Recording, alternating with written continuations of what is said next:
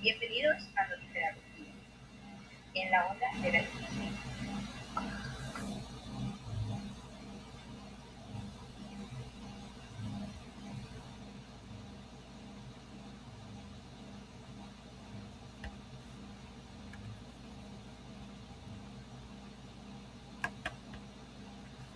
Soy su periodista y el día de hoy me grato de estar aquí con ustedes para hablarles acerca de la educación, específicamente la educación tradicional y la contemporánea. Bienvenidos.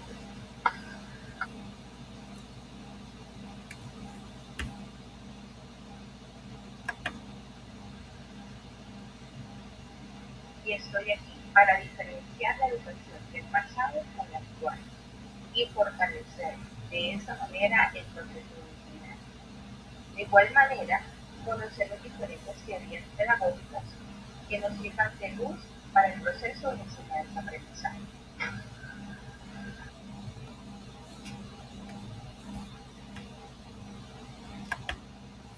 A través de esta crónica periodística, vamos a conocer a una maestra con ganas de mejorar su quehacer educativo a partir de los recursos educativos y las ciencias.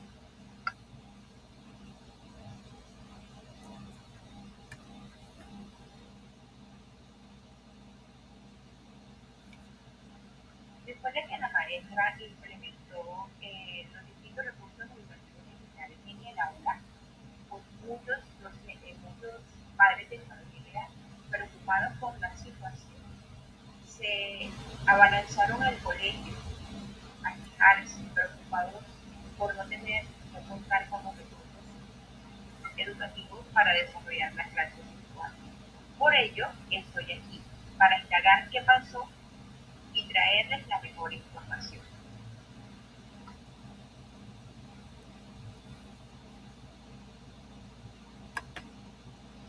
Para entrar en contexto, me reuní con la docente Malca Romero y indagué cuáles son las herramientas o recursos educativos digitales que necesitan hoy en día los estudiantes.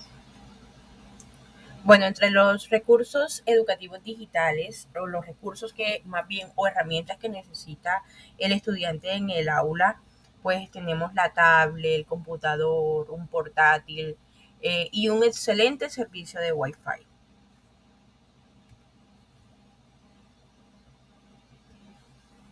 Bueno, no siendo más, ella es Malca Romero, una docente que tiene 15 años de experiencia en la educación, tanto pública como privada.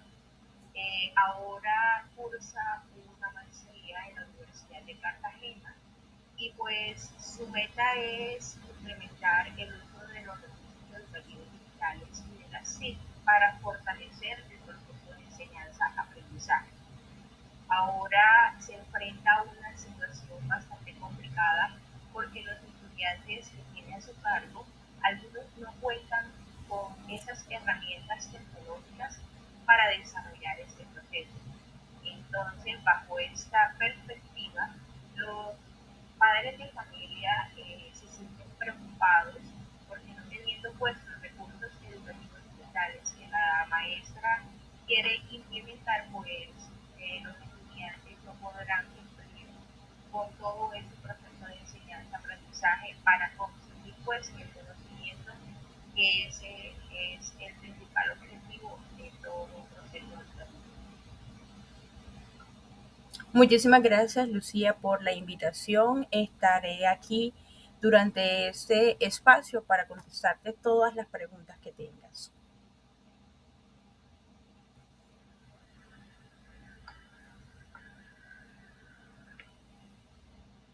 Entonces, pues, profesora Marta, ¿me podría decir qué diferencias hay entre la educación del siglo XXI y la educación del pasado? Bueno, básicamente las diferencias que hay entre la educación del siglo XXI y la educación del pasado o tradicional, los docentes solían utilizar una pizarra y una tiza para explicar sus temas.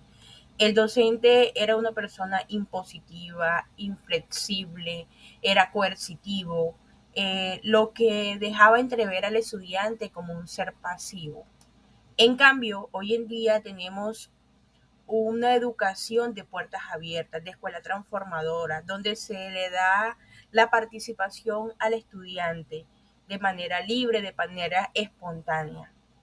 Se hace uso de los recursos educativos digitales, se aprende de muchísimas maneras.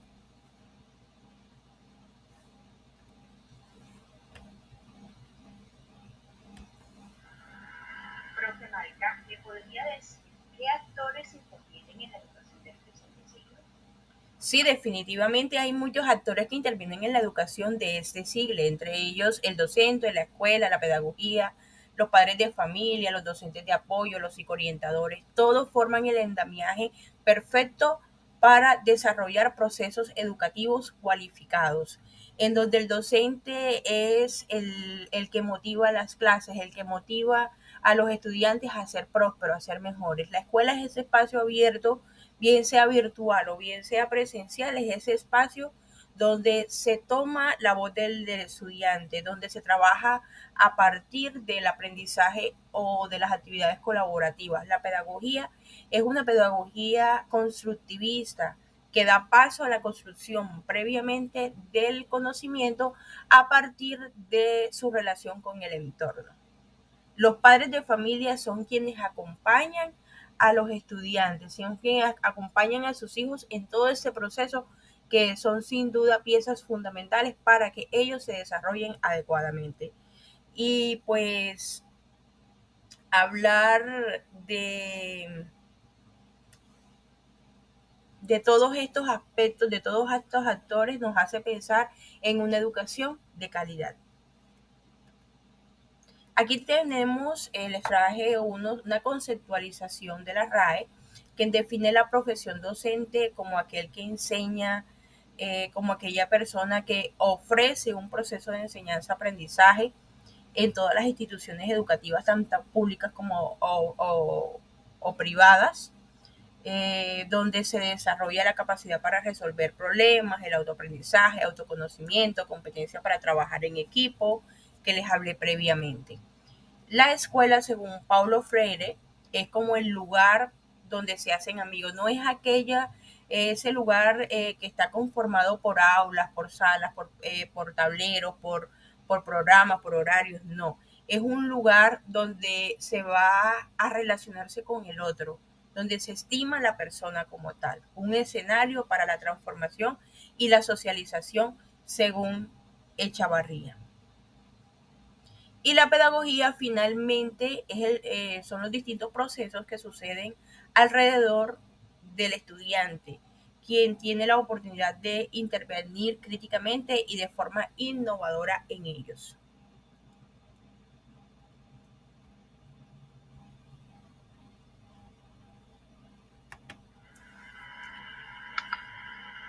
Para finalizar con la ronda de preguntas, ¿cómo debe ser la activación de saberes, el proceso de enseñanza, aprendizaje y de evaluación? Bueno, la activación de saberes o la activación del conocimiento se da gracias al juego, gracias a la lúdica. Y a través de lo que hoy hacemos en el aula, a través de los juegos interactivos, a través de las plataformas digitales, se puede activar este tipo de conocimiento. Enganchar al estudiante con el conocimiento para que él se vaya solito y construya su propio saber. Y como sabemos, el proceso de enseñanza-aprendizaje es un proceso constructivista, es un proceso que permite al estudiante razonar a partir de sus ideas previas. De esta manera obtiene un aprendizaje significativo, un aprendizaje que no va a ser para el momento, sino para que le va a servir para la vida. Y la evaluación, finalmente, es un proceso donde se tienen en cuenta las habilidades, las destrezas, las competencias, el saber hacer, el saber con los otros. Entonces es un proceso evaluativo desde que entra el estudiante hasta que sale del aula de clase, bien sea virtual o bien sea presencial. Es decir, se tiene en cuenta la persona integral, porque estamos informando para la vida, no para un ratico.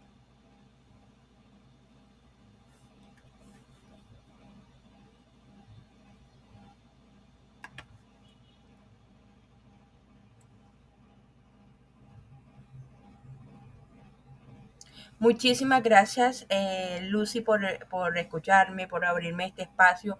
Fue para mí un placer contarles un poquito de mi experiencia, de mis conocimientos, de mis habilidades con respecto a todo este proceso educativo. Nos volveremos a encontrar Dios mediante.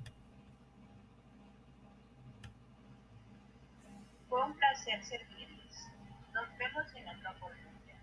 Sígueme y dale like. Muchas gracias.